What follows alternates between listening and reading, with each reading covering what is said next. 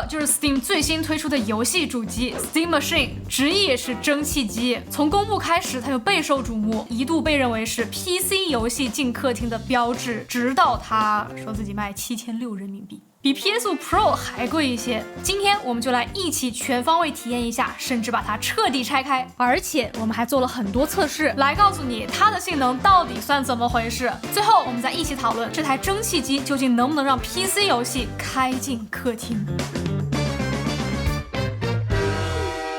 首先是外观 ，Steam Machine 真的小得非常震撼，只有3.85升左右。官网上还专门用了一个带香蕉的图标来说明它小。哎，我咋没觉得它比香蕉小呢？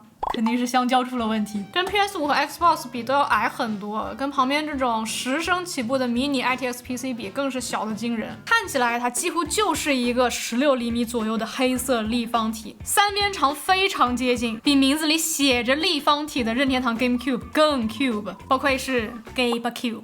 其实 Steam Machine 设计的还是挺简约好看的，我觉得比 Steam Deck 设计的要好看不少。前盖可以替换成橙色布艺的或者黑胡桃木的，是可以融入正常家具里的设计。当然目前只有2TB 版本会送。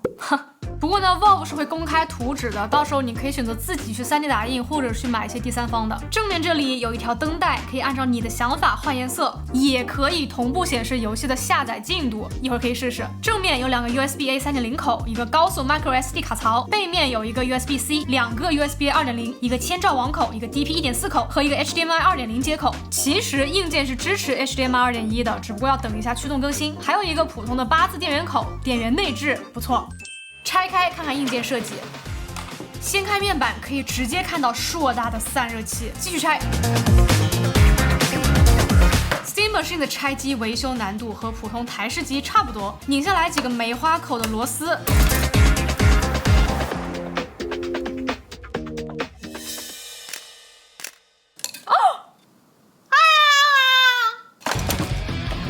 I'm back, baby.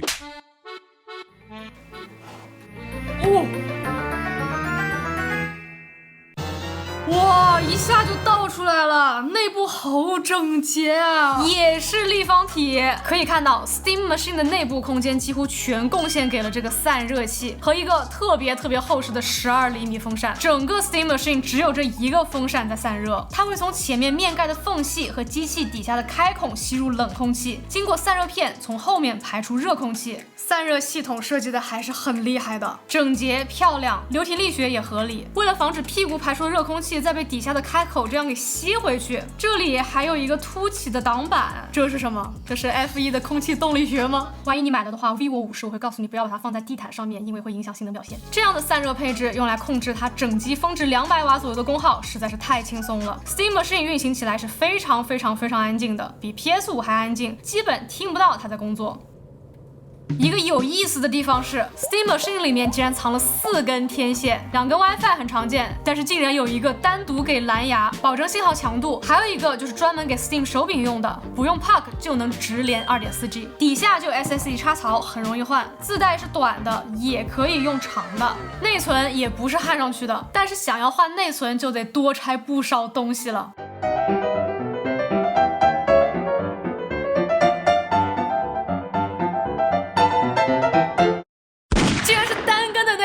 明明有2个插槽，但是却只插了1根，这样就利用不了双通道内存的速度了。2根8GB， 单根16GB， 只差100块。Steam Machine 的利润率有这么低吗？这都要省。前面的散热设计的如此清爽强大，到这儿就如此寒酸了。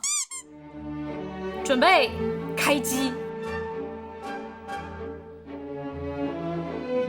Steam Machine 的操作系统不是 Windows， 而是基于 Linux 的 Steam OS。用过 Steam Deck、Steam 大平板的朋友会觉得像是回家一样，体验一模一样。一开机就会进入很直观的游戏选择界面，全部操作都能用手柄进行，按 Steam 按钮就进入到清晰的系统菜单。而且就像 Mac 一样 ，Valve 同时是软件和硬件的开发者，这是让 Steam Machine 可以做到很多其他 PC 做不到的事情，比如像主机一样的快速休眠、快速唤醒。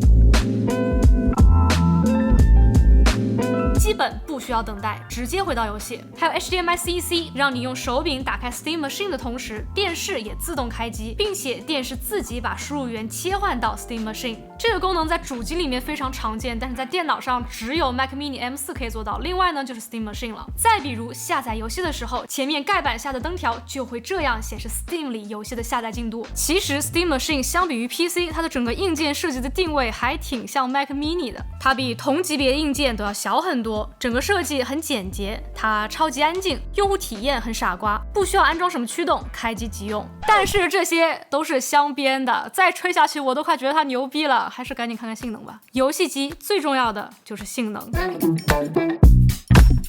这恰恰是 Steam Machine 最让人惋惜的地方。虽然 Valve 一开始在 Steam Machine 官网上写的是在 FSR 超分辨率的加持下支持 4K 60帧游戏，补充 FSR 就是 AMD 推出的对标英伟达 DLSS 的超分辨率技术。但是当我们实际看到它的配置，这实在不像是能支撑得起 4K 60的样子啊。芯片是 Valve 找 AMD 半定制的 AMD Zen 4架构的6核12线程 CPU， 最高跑到 4.8G 赫兹，功耗30瓦，16GB 的 DDR5 内存。GPU 是半定制的 AMD RDNA 3架构，28个 CU，110瓦功耗，搭配 8GB GDDR6 显存。比起半定制，更像是打了机械的 AMD 7540U 和 RX 7600M， 也就是前几年入门级游戏本的配置。我们还是直接看测试结果吧。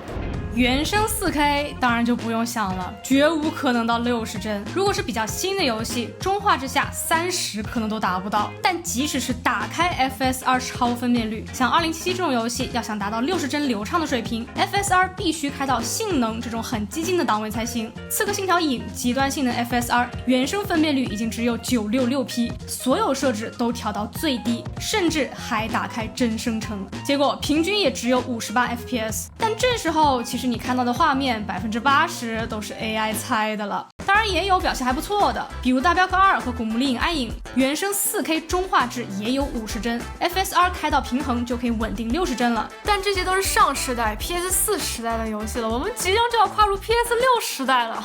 Steam Machine 这可才刚出啊，主要还是 8GB 显存根本不够玩 4K 的现代游戏，即使用 FSR 能降低原生分辨率，但是着色器缓存啊、贴图啊等等，整个输出的负载还都是 4K 的水平，所以反而不如直接降分辨率来的划算。所以 Steam Machine 一个比较合理、比较适中的预期应该是 1440P 中画质，在不开光追的情况下，大部分游戏的帧率都能超过或者稳定60 FPS 附近。生化危机暗魂曲高画质 FSR 4均衡可以有70多帧，荒野大镖客2能跑到80-90。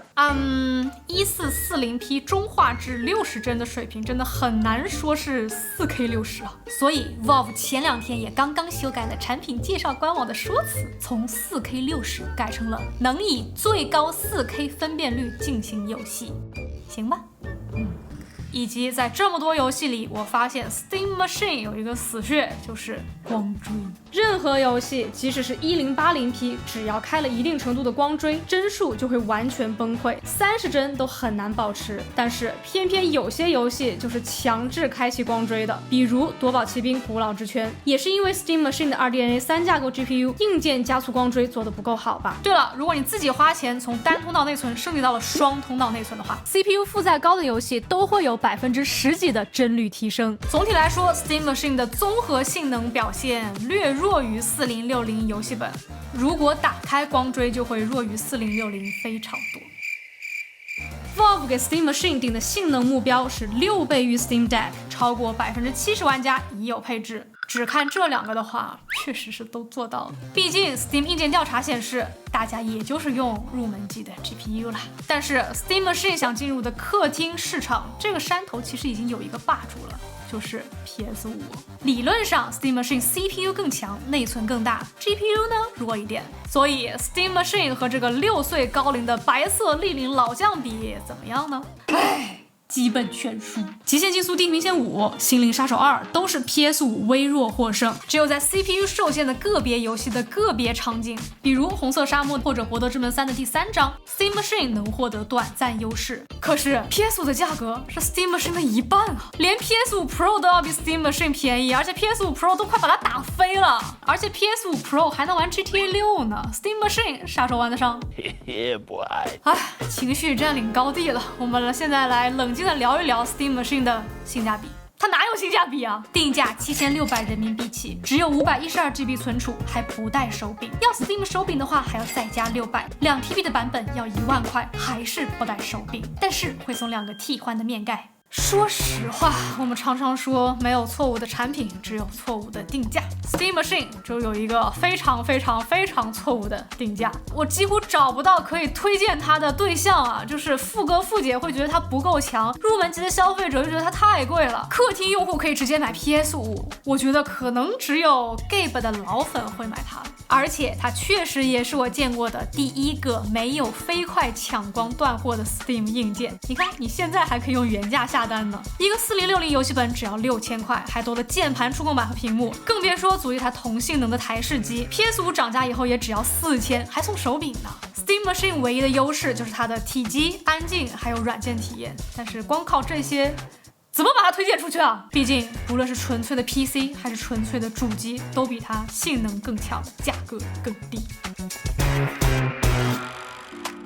总的来说， Steam Machine 在设计上是把主机的易用和 PC 的开放结合到一起的游戏机。它比 PC 更易用，符合游戏直觉，有 HDMI CEC 和快速唤醒睡眠，更小巧安静，甚至有可能获得和 Steam Deck 一样专享设置和优化的待遇。它比主机更开放，能升级内存，也可以支持任何品牌的外设，键盘啊、手柄都可以，能进入桌面安装办公软件，甚至能直接安装 Windows， 啥都能干。只不过偏偏在对游戏机最重要的性能上，它实在太弱了，现在都吃力，何况未来呢？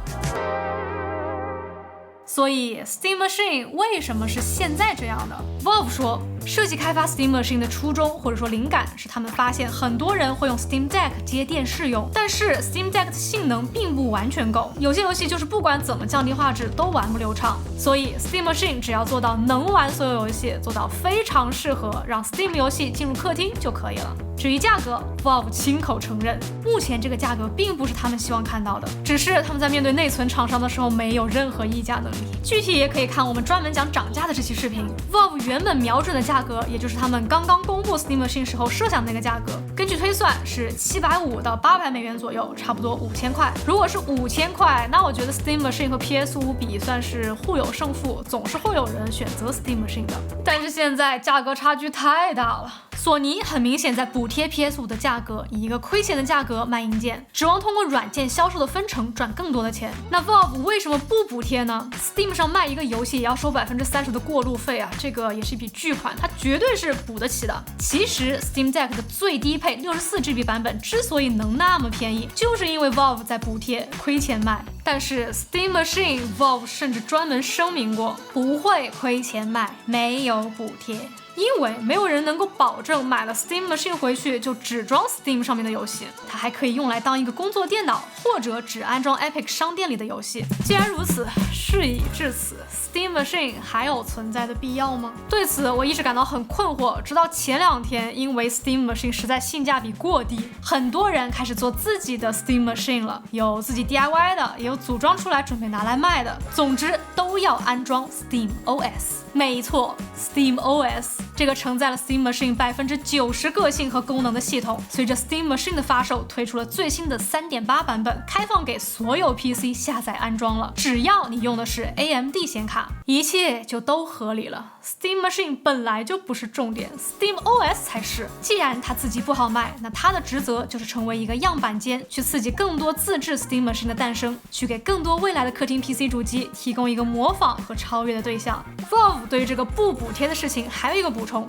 补贴或者开发独占软件会让 Steam OS 变成一个封闭的系统，其他人就没有办法再做自己的 Steam 盒子了，因为价格不可能打得过 Steam Machine， 这样就会失去 PC 平台开放的优势。Valve Valve 想要搭建的不是一个成功的硬件，而是一个平台，一个能脱离 Windows 自己独立存在的海量 Steam OS 硬件的生态。所以这里面的竞争关系不是 Steam Machine 和 PS5 或者游戏本，而是 Steam OS 和 Windows。而且我也确实觉得 Steam OS 的开放是一个非常重要的拐点，它确实是一个好用的游戏操作系统，也更符合单纯玩游戏的需求。一旦 Steam OS 搞定了英伟达显卡的驱动，那它就会正式上牌桌了，会成为大家选择游戏 PC 操作系统的一个备选。当 Windows 第8次自动更新重启或者掉驱动黑屏的时候，可能就会有越来越多的人认真把 Steam OS 当成一个选择。